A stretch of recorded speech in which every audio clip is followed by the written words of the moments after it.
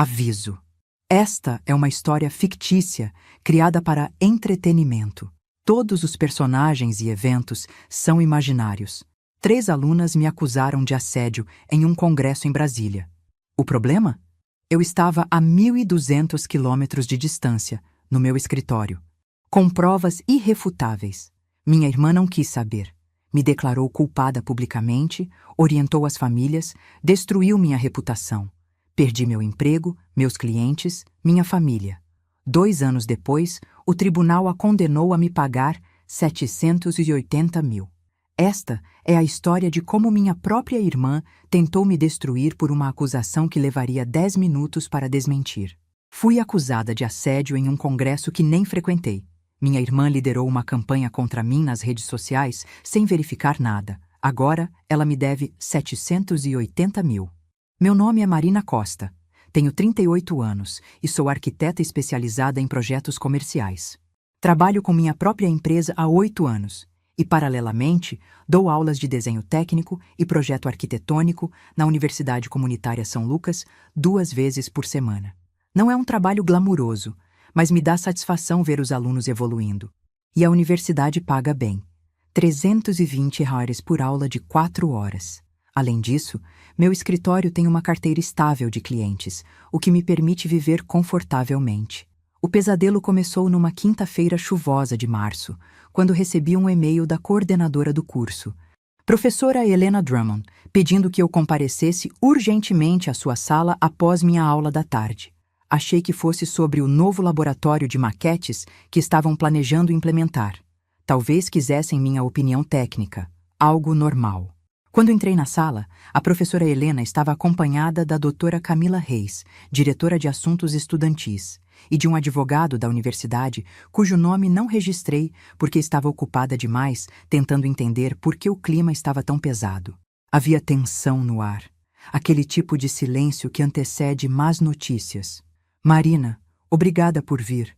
A professora Helena começou, as mãos entrelaçadas sobre a mesa, como se estivesse prestes a anunciar uma tragédia. Precisamos conversar sobre algumas alegações feitas a respeito do seu comportamento durante a viagem de estudos ao Congresso Nacional de Arquitetura em Brasília, no mês passado. Meu cérebro entrou em alerta máximo imediatamente. Que alegações? Perguntei, sentindo meu estômago revirar. A doutora Camila se inclinou para a frente, usando aquela voz suave e calculada que profissionais de recursos humanos aprendem em cursos. 3 alunas apresentaram queixas separadas, alegando que houve contato físico inapropriado durante o fim de semana do Congresso. Dada a gravidade dessas alegações, estamos colocando você em licença administrativa imediata enquanto conduzimos uma investigação completa. Fiquei olhando para ela como se tivesse crescido uma segunda cabeça. Que congresso? O Congresso Nacional de Arquitetura foi de 15 a 17 de março em Brasília. Exatamente, confirmou a professora Helena. Eu não fui ao congresso, falei devagar, como se estivesse explicando algo óbvio para uma criança. Eu estava finalizando o projeto do complexo empresarial Horizonte Verde. Tínhamos reunião de aprovação com os investidores na segunda-feira seguinte. Passei o fim de semana inteiro no escritório com minha equipe. Posso provar isso com e-mails, registros de acesso ao prédio, arquivos com timestamp, tudo. A expressão da professora Helena não mudou. Marina, entendo que isso deve ser chocante para você, mas precisamos seguir o protocolo adequado. Vamos revisar toda a documentação durante a investigação. Que documentação? Eu não estava lá, não fui para Brasília. Estava aqui, trabalhando em um projeto com prazo apertado, com testemunhas que podem confirmar isso. A doutora Camila interferiu. Seu nome está na lista de acompanhantes da viagem, como se isso fosse evidência definitiva. Então a lista está errada, respondi, sentindo a frustração crescer. Eu precisava cancelar minha participação porque o cliente antecipou a reunião. Avisei com 2 semanas de antecedência. Posso mostrar o e-mail. Ninguém pareceu se importar. O advogado finalmente falou, soltando jargões corporativos sobre responsabilidade institucional e procedimentos adequados. Precisamos que você recolha seus pertences e deixe o campus hoje. Alguém do RH entrará em contato para discutir os próximos passos. Foi quando entendi. Eles já tinham decidido. As evidências eram apenas um inconveniente que poderia complicar a narrativa arrumadinha que montaram. Posso ao menos saber exatamente do que estou sendo acusada? Leis de privacidade estudantil nos impedem de divulgar informações sem autorizações assinadas, a doutora Camila explicou com falsa compaixão. Mas a natureza das alegações exige ação imediata. Eu quis pegar meu celular e mostrar para eles ali mesmo os e-mails trocados com o cliente, os registros de entrada e saída do prédio comercial onde fica meu escritório, as fotos do projeto que tirei ao longo do fim de semana para documentar o progresso. Mas o fato de estarem todos ali sentados, formando essa parede unificada de certeza burocrática, me disse que não adiantaria nada. Eles tinham escolhido a versão deles. Eu era apenas o obstáculo. Esvaziei minha mesa em 15 minutos. Peguei meus desenhos, alguns livros de referência, pendrives com material de aula. O tempo todo eu pensava naquele fim de semana de 15 a 17 de março. Lembrava perfeitamente porque tinha sido um inferno de trabalho. O cliente tinha antecipado a reunião de aprovação, colocando o projeto em situação crítica. Eu tinha ficado no escritório desde as 7 da manhã de sexta até tarde da noite de domingo, coordenando minha equipe de 2 arquitetos juniores e um desenhista técnico. Revisamos plantas, corrigimos detalhamentos, preparamos maquetes eletrônicas e renders finais. Minha coluna estava destruída no domingo à noite. Cheguei em casa e passei 2 horas numa banheira com sais, tentando relaxar os músculos. Eu tinha a aprovação de acesso ao prédio assinada por mim como responsável técnica, registros eletrônicos de entrada e saída, e-mails trocados com fornecedores ao longo do fim de semana, arquivos de projeto com data e hora de modificação. 3 pessoas que trabalharam ao meu lado durante 3 dias inteiros. Meu celular provavelmente se conectou à rede do edifício comercial umas 180 vezes ao longo daquele fim de semana. Uma simples verificação de 10 minutos resolveria tudo imediatamente, mas eles não queriam verificar. Liguei para minha irmã do estacionamento. Beatriz atendeu no primeiro toque. Bia, eles estão me acusando de algo que é fisicamente impossível, expliquei. Sem rodeios. 3 alunas dizem que fiz algo no Congresso de Brasília. Eu não fui ao Congresso. Estava no escritório o fim de semana inteiro finalizando o projeto Horizonte Verde. Me suspenderam. Minha mãe entrou na linha. Ouvi o clique do viva voz. Do que exatamente elas te acusam? A voz dela tinha aquele tom calculado que aparece quando ela fareja uma oportunidade. Não me deram detalhes, mas disseram que aconteceu no Congresso Nacional de Arquitetura em Brasília, dias 15 a 17 de março. Eu trabalhei no escritório o fim de semana todo. Tenho provas de tudo. Uma pausa. Você tem como comprovar? Meu pai perguntou. Registros de acesso ao prédio, e-mails com timestamp, arquivos de projeto modificados ao longo do fim de semana, 3 testemunhas que trabalharam comigo. Tudo. Então a gente resolve isso, ele disse. Mas o tom não era tranquilizador. Era calculista. Passa aqui em casa hoje à noite. Precisamos conversar sobre estratégia. Naquela noite, juntei cada documento que tinha. Registros de acesso ao edifício comercial assinados por mim como arquiteta responsável. E-mails trocados com fornecedores e clientes ao longo daquele fim de semana.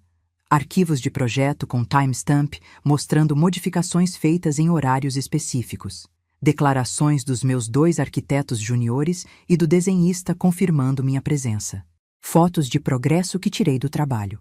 Tudo organizado, cronológico, prova irrefutável não apenas de inocência, mas de impossibilidade física. Eu não estava em Brasília. Estava a 1.200 quilômetros de distância, em um escritório com rastro documental que qualquer estudante de direito do 2º ano poderia verificar em 10 minutos. Mandei tudo para a professora Helena à meia-noite, com o assunto. Documentação. Projeto Horizonte Verde, 15-17 de março. Ela nunca respondeu. Minha irmã mais velha, Renata Silva, me ligou às 9h15 da sexta-feira. Ainda estava meio grogue, mas atendi porque crescemos na mesma casa. Temos o mesmo sobrenome. Achei que laços de sangue contariam para alguma coisa. Então lembrei da necessidade da Renata de ser a filha perfeita. Quando abri meu escritório aos 30 anos e comprei meu primeiro apartamento aos 32, Ela passou o Natal inteiro explicando para todo mundo que empreendedorismo não era estabilidade real. Quando quitei meu carro à vista, ela comentou que dinheiro de profissional liberal não construía patrimônio duradouro como uma carreira corporativa sólida. Nossos pais sempre preferiram a trajetória corporativa dela à minha, apesar de eu ter diploma, registro no conselho, empresa estabelecida e reconhecimento profissional. Ela tinha cargo de gerente em multinacional, MBA e presença em eventos de networking. Renata vinha postando conteúdo performático sobre justiça social nas redes sociais há uns 4 anos, principalmente threads sobre accountability e acreditar em vítimas. A carreira dela tinha estagnado depois de ser preterida para a diretoria 2 vezes. Ela precisava de uma causa. Eu só não sabia que eu seria essa causa. Marina, graças a Deus. Você ficou sabendo? A voz dela estava fria. Profissional. Soube do quê? Eu vou me reunir com a administração da universidade esta tarde. Queria te avisar que eu e o Ricardo levamos isso muito a sério. Ricardo é o marido dela. Levar o quê a sério? Bia, eu nem estava no congresso. Tenho documentação provando que passei o fim de semana inteiro trabalhando no escritório. Registros de acesso, e-mails, testemunhas. Eu preciso desligar. Ela desligou. Tentei ligar de volta. Bloqueada. Tentei mandar mensagem. Bloqueada. Fiquei sentada no sofá olhando para o celular, me perguntando se tinha ouvido errado. Talvez ela precisasse de tempo para processar. Talvez a universidade tivesse enchido a cabeça dela com alguma versão distorcida que a deixou em dúvida. Então recebi uma mensagem do meu tio Paulo. Você viu o que a Renata mandou? Me liga. Renata tinha enviado algo primeiro para a família estendida. Uma mensagem privada para meus pais, minha tia, alguns primos. Tio Paulo encaminhou para mim linguagem profissional sobre alegações sérias e apoio ao processo investigativo. Como ela não poderia, em sã consciência, manter comunicação até que os fatos fossem estabelecidos. Fria, medida, mas claramente uma linha traçada na areia. Aquilo foi o tiro de aviso. 7 horas depois, o grupo de família explodiu. Renata tinha postado uma mensagem que pareceu uma punhalada no peito. Fui informada sobre alegações críveis feitas por alunas da Universidade de São Lucas contra Marina Costa. Após reunião com autoridades da universidade e análise cuidadosa das informações que me foram fornecidas, eu e Ricardo acreditamos nas alunas que tiveram coragem de se manifestar. Não manteremos contato com Marina Costa e recomendamos fortemente que a família priorize a segurança e o bem-estar das jovens envolvidas. Li 4 vezes, tentando fazer as palavras significarem outra coisa. Minha mãe respondeu primeiro. Estamos com vocês. É de partir o coração, mas é necessário. Meu pai concordou. Algumas coisas são mais importantes que lealdade familiar. Vocês são heróis por defenderem as vítimas. Minha prima Clara. Espera, o quê? Alguém falou com a Marina? Tio Paulo. Isso é ridículo. Vocês estão condenando ela sem ouvir o lado dela primeiro. Comecei a digitar uma resposta. Apaguei. Comecei de novo. Apaguei. O que diabos eu deveria dizer? Que não estava lá? Já tinha dito isso para a Renata. Ela nem se deu ao trabalho de olhar as provas antes de me declarar culpada na frente de todo mundo que conhecemos. Tentei ligar para meu pai. Caixa postal. Tentei para minha mãe. Ela atendeu, mas parecia estar lendo de um roteiro. Marina, querida, conversamos bastante sobre isso com a Renata. Ela nos mostrou as preocupações da universidade e achamos que o melhor a fazer é dar um passo atrás e deixar a investigação seguir sem interferência familiar. Interferência familiar? Mãe, estou tentando te mostrar provas de que eu nem estava lá. Filha, nós não somos investigadores. Não temos qualificação para avaliar evidências. O que podemos fazer é apoiar o processo e deixar as vítimas se sentirem seguras para se manifestarem. Vítimas do quê? Eu estava no escritório, a 1.200 quilômetros de distância, com 3 testemunhas e uma pilha de documentos comprovando isso. Sua raiva é compreensível neste momento, mas não está sendo produtiva. Precisamos pensar no quadro maior. Que quadro maior? Destruir uma pessoa inocente é mais fácil que verificar fatos básicos? Ela suspirou como se eu estivesse sendo difícil. Vamos conversar quando você estiver mais calma. e desligou. Na noite de quinta, Renata já tinha postado algo nas redes sociais. Tio Paulo tirou print e me mandou antes que minha mãe o obrigasse a apagar meu número da lista de contatos da família. Um manifesto longo sobre acreditar em sobreviventes, mesmo quando isso custa relacionamentos. Sobre como verdadeira accountability exige sacrifício. Sobre priorizar o que é certo ao invés do que é conveniente. 537 curtidas em 3 horas. Comentários chamando ela de corajosa, de verdadeira aliada. Ninguém perguntou se ela tinha verificado algum fato. A universidade mandou a carta de demissão na sexta de manhã. Linguagem corporativa sobre manter ambientes de aprendizado seguros e tomar decisões difíceis no melhor interesse dos alunos, com efeito imediato. Eu dava aula lá há 5 anos. Ajudei a desenvolver o currículo inteiro de desenho técnico. Tinha 94% de aprovação dos alunos. Nunca recebi uma reclamação. 3 alunas que nunca tinham assistido minhas aulas, de repente se lembraram que eu as molestei em um evento que não frequentei. Me demitiram em 4 parágrafos. Meu maior cliente corporativo cancelou o contrato na terça seguinte.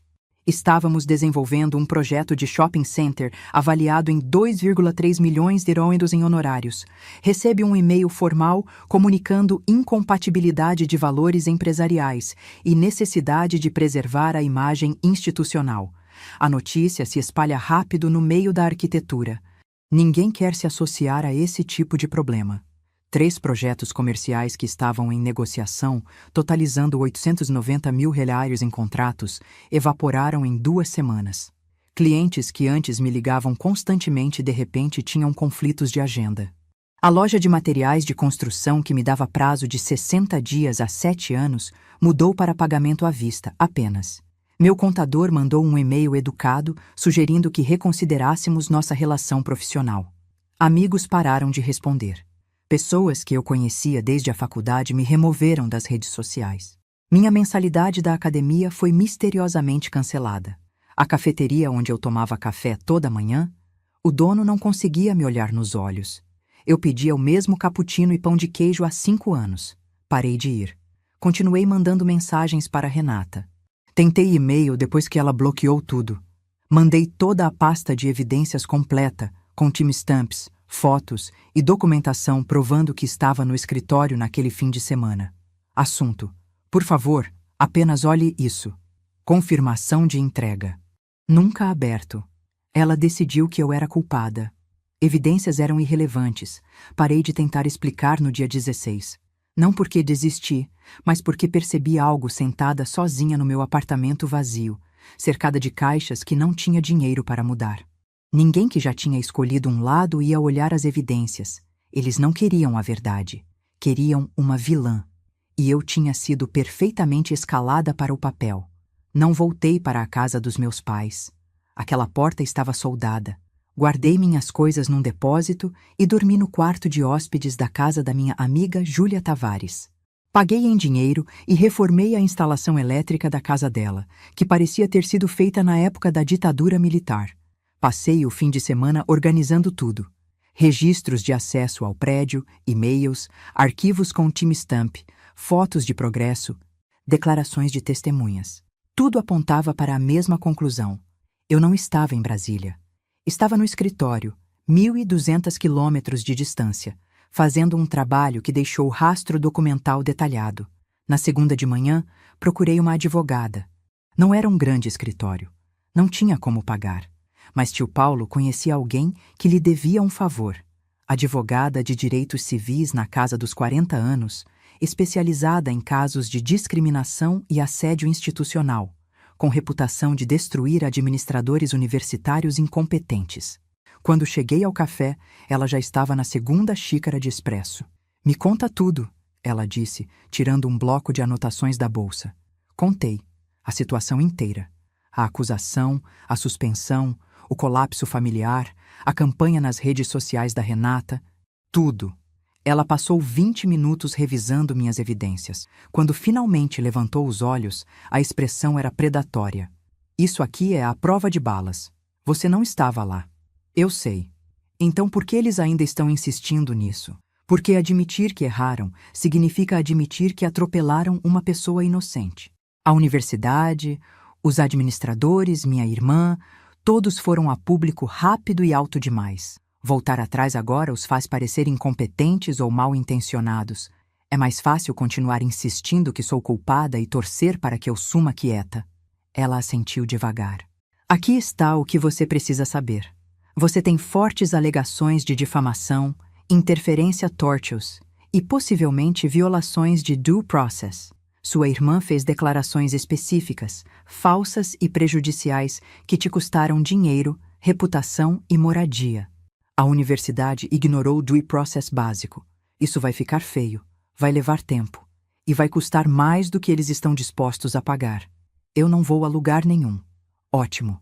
Então o jogo é o seguinte: não participamos publicamente, preservamos evidências, protocolamos as reclamações apropriadas e deixamos eles continuarem cavando o buraco. Cada vez que sua irmã posta algo, tiramos print. Cada vez que a universidade se recusa a revisar suas evidências, documentamos. Quando isso for a julgamento, vamos enterrá-los na própria negligência deles. E a Renata? O que tem ela? Ela está por aí me chamando de predadora, orientando as famílias. Deixa ela. Cada post que ela faz, cada declaração que ajuda a moldar, cada vez que dobra a aposta sem verificar fatos básicos, vira evidência. Quanto mais confiante ela parecer, pior vai ficar quando mostrarmos que nunca verificou nada. Ela está montando seu caso para você. Gostei dela imediatamente. Passamos a hora seguinte discutindo próximos passos. Antes de eu sair, ela me deu mais uma instrução. Manda cartas de preservação tanto para a universidade quanto para a autora Camila Reis. Coloca eles em aviso formal de que precisam manter todos os documentos, e-mails e registros relacionados a este caso. Se destruírem evidências depois de receber essa carta, vira um problema completamente diferente para eles. Naquela tarde, mandei as cartas de preservação e protocolei reclamações, tanto no Conselho Estadual de Educação quanto no Ministério da Educação. Comecei a rascunhar uma ação de difamação contra Renata. Nada dramático, nada público, apenas engrenagem burocrática em movimento. Renata continuou postando threads longos sobre acreditar em vítimas, os perigos de famílias protegendo predadores, a importância de escolher coragem moral ao invés de obrigação familiar. Ela não estava sendo sutil. O negócio todo se resumia a condenar primeiro e fazer perguntas depois. Cada post era capturado em print, registrado e adicionado ao arquivo. Ela estava construindo o meu caso um parágrafo autojusto por vez, sem nem perceber. A investigação policial começou 4 meses depois. Verificaram os registros. Meu nome não estava neles. Conferiram a lista de acompanhantes, reservas de hotel, registros de transporte. Nada. Então investigaram o escritório. Encontraram meus registros de acesso ao prédio, e-mails, arquivos com timestamp e 3 arquitetos que juraram sob depoimento que eu estive no escritório o fim de semana inteiro. A delegada me ligou em novembro. Ela soava cansada do jeito que policiais ficam quando percebem que desperdiçaram meses com besteira. Concluímos nossa investigação. Quero que você saiba que não encontramos nenhuma evidência de que você esteve em Brasília naquele fim de semana. Seu álibi é absolutamente sólido. Estamos encerrando este caso sem apresentar acusações criminais. E as acusações? Uma pausa longa. Estamos investigando como essas alegações foram documentadas e quem esteve envolvido no processo. É tudo o que posso dizer. Ela desligou. Liguei para minha advogada. Ela não se surpreendeu. Perfeito. Agora vamos atrás deles. Ela tinha estado ocupada enquanto eu ficava quieta. Protocolou pedidos de discovery, intimou a universidade, a doutora Camila Reis e Renata Silva. A universidade resistiu.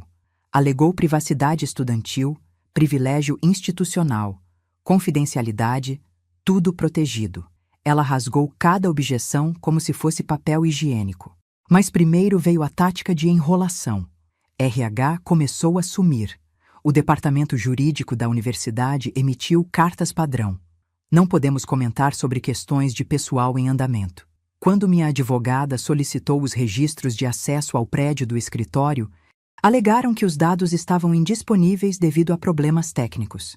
A universidade tentou fazer isso desaparecer discretamente. O advogado deles entrou em contato em dezembro com uma proposta de acordo. $280 mil, acordo de confidencialidade mútuo. Sem admissão de culpa. O e-mail tinha aquele cheiro corporativo desesperado de "faça isso sumir antes que piore". Minha advogada encaminhou para mim com uma única palavra: ridículo. Ela respondeu com nossa própria oferta: reintegração completa, pedido público de desculpas, 1,4 milhão, e demissão da doutora Camila Reis. Ou vamos a julgamento e expomos cada falha processual durante o Discovery. Ficaram em silêncio por 4 semanas. Então, uma repórter do jornal local começou a fazer perguntas. Alguém vazou as conclusões policiais. O Departamento de Relações Públicas da universidade começou a apagar incêndios. Membros do conselho ficaram nervosos. Doadores começaram a ligar. De repente, aqueles registros de acesso ao prédio indisponíveis reapareceram com timestamps exatos. A pressão externa os forçou a encarar a realidade, algo que minhas evidências não conseguiram fazer. Os materiais de Discovery começaram a chegar em janeiro, e o Discovery respondeu à única pergunta que importava: como meu nome foi parar lá em primeiro lugar? A doutora Camila Reis tinha usado uma planilha reciclada do ano anterior. Meu nome ainda estava lá da viagem passada que eu realmente tinha feito. Ela tratou a lista como evangelho e orientou as meninas até que os depoimentos delas combinassem com o roster. Havia e-mails entre a doutora Camila e a professora Helena sobre gerenciamento de narrativa e controle da história. Mensagens de texto entre a doutora Camila e os pais das alunas sobre ajudá-las a organizar suas lembranças. Múltiplos rascunhos de depoimentos estudantis com edições significativas que claramente não vieram de adolescentes. As acusadoras não eram vilãs calculistas. Eram crianças. Júlia Mendes, 19 anos, estudante de arquitetura. Larissa Fonseca, 18, do curso de design de interiores. Ambas tinham realmente ido ao congresso em Brasília. A doutora Camila as abordou após o evento como parte do que deveria ser uma sessão rotineira de feedback. Os depoimentos iniciais eram vagos, confusos, incertos, então a doutora Camila entrou em ação. Um e-mail da doutora Camila para a mãe da Júlia se destacou. Entendo que ela está tendo dificuldade para lembrar detalhes específicos, mas trauma pode deixar memórias nebulosas. Vamos tentar aquele exercício de linha do tempo que discutimos. Passar pelo fim de semana, hora por hora, pode ajudar a trazer coisas à tona. Outro para o pai da Larissa. Acredito que agora temos consistência suficiente para seguir em frente com confiança. Os depoimentos estão bem alinhados, só precisamos garantir que a família permaneça comprometida com o processo e não vacile sob pressão.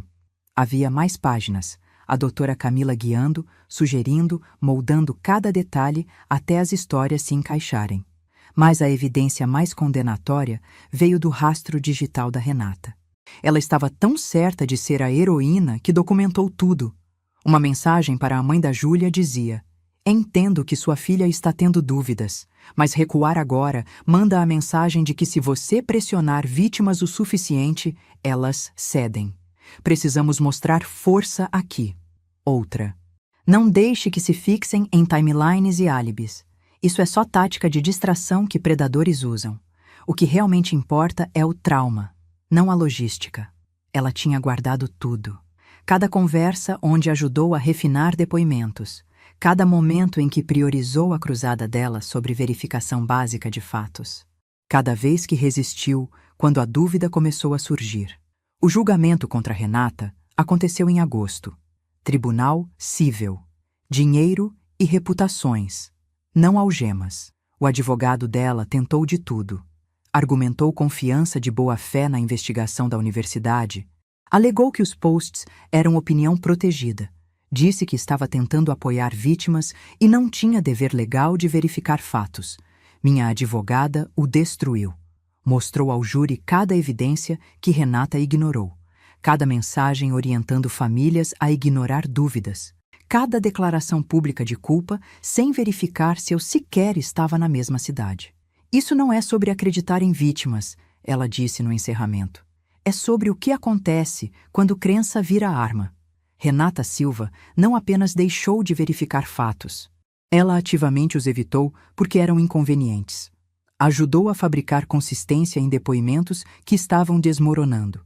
Pressionou famílias a ignorar dúvidas das próprias filhas. Fez tudo isso publicamente, em voz alta, com absoluta certeza. E fez com uma mulher que estava a 1.200 quilômetros de distância, num escritório comercial, quando esse suposto crime ocorreu. O júri levou 2 horas e meia. Responsável em todas as alegações. 780 mil reais em danos por perda de renda, prejuízo reputacional e sofrimento emocional. O rosto da Renata estava pálido quando leram o veredito. O advogado tentou dizer algo. Ela simplesmente levantou e saiu. A universidade fez acordo na semana seguinte. A 1,2 milhão. Pedido público de desculpas. Compromisso de reformar procedimentos investigativos.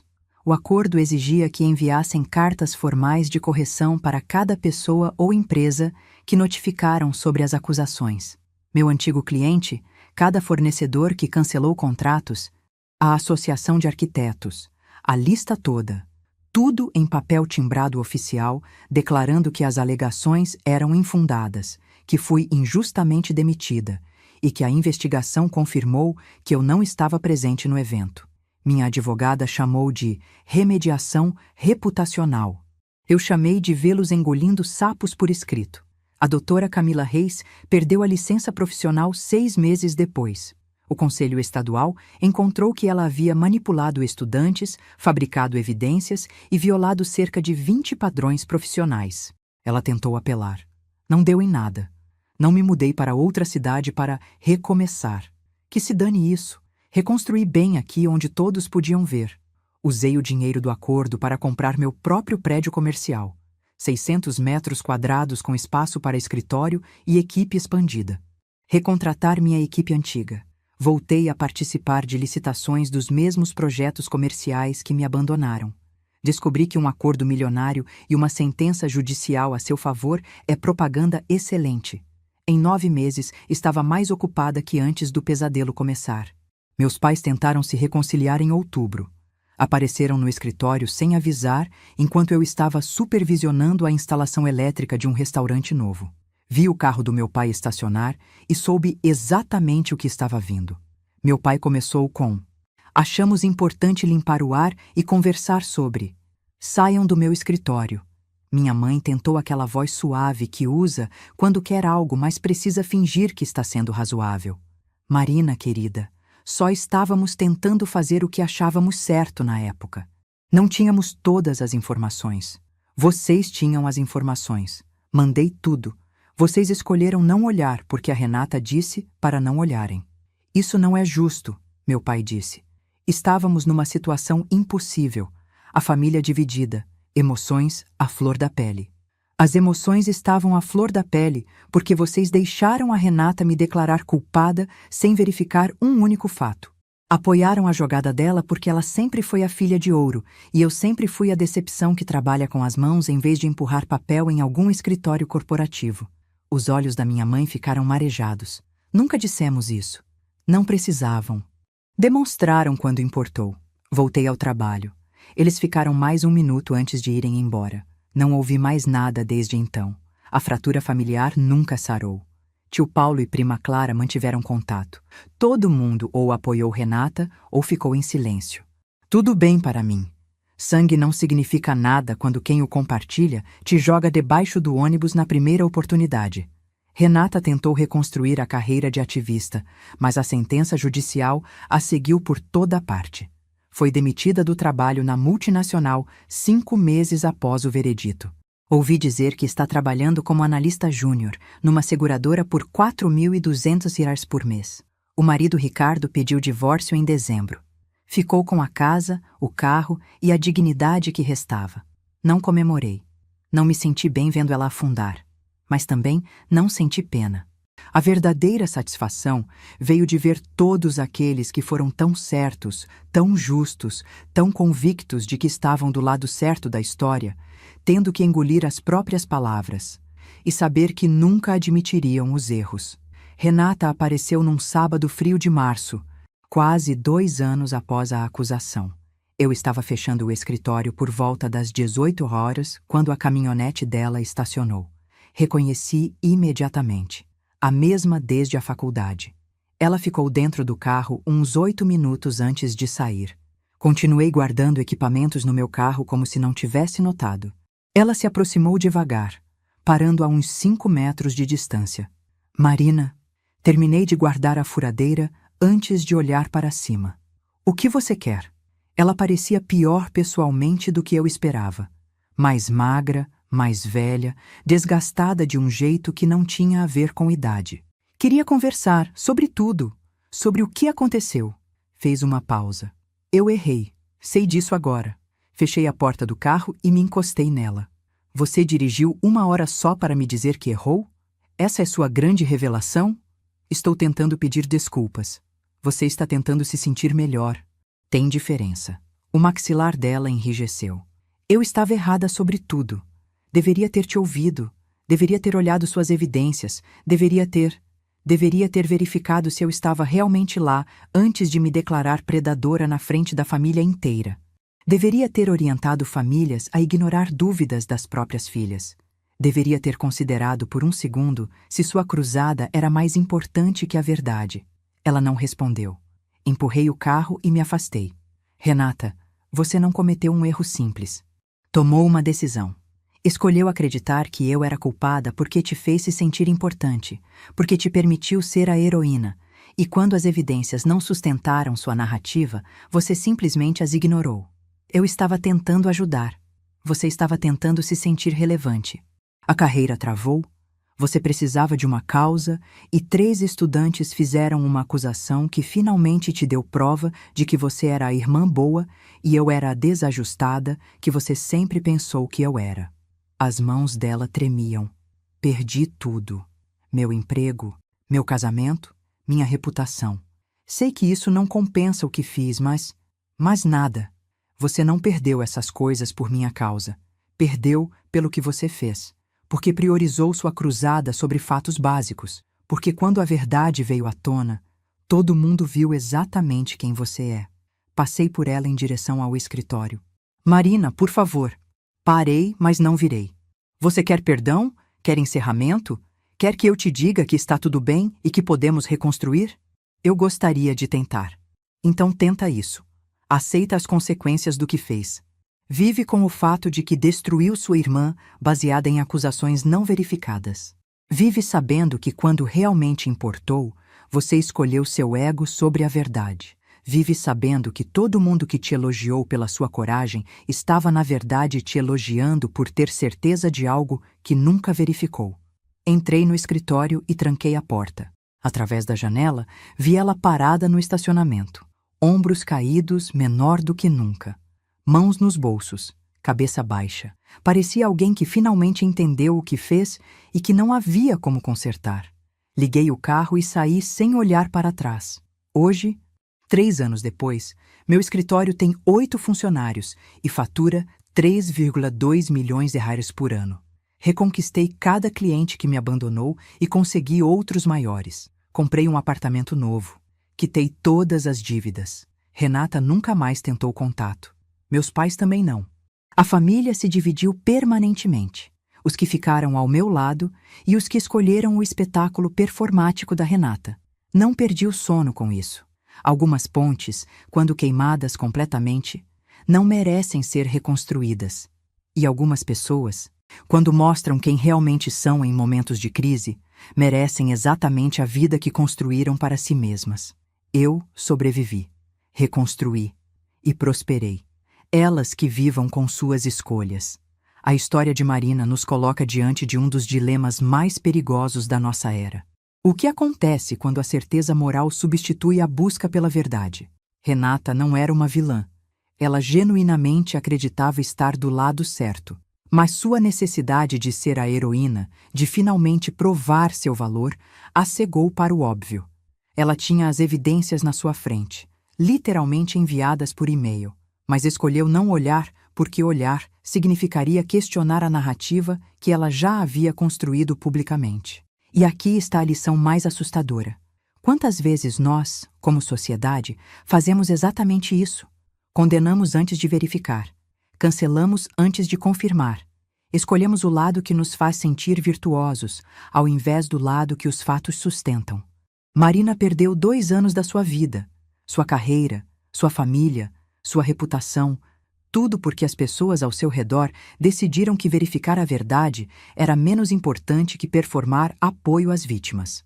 A verdadeira coragem não está em acreditar cegamente. Está em ter a humildade de perguntar: e se eu estiver errado? E se os fatos contarem outra história? Porque no final, justiça sem verdade não é justiça. É apenas vingança disfarçada de virtude.